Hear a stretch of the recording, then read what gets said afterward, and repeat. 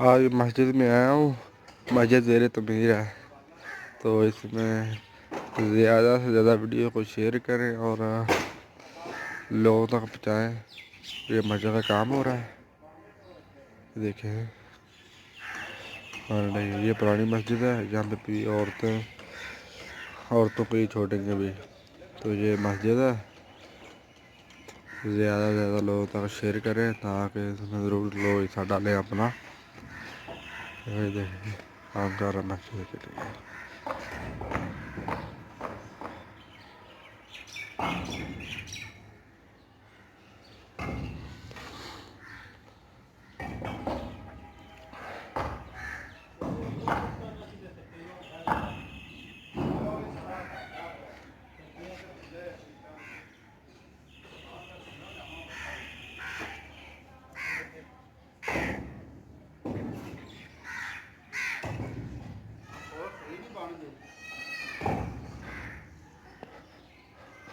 देखें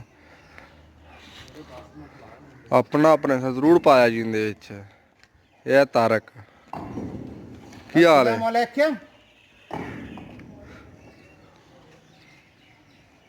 ये मस्जिद के अंदर वाला हिस्सा है।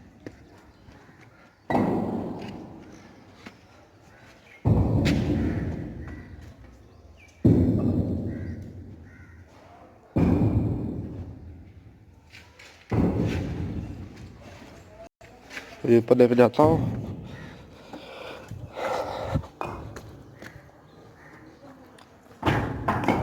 ना बाकी हाल ही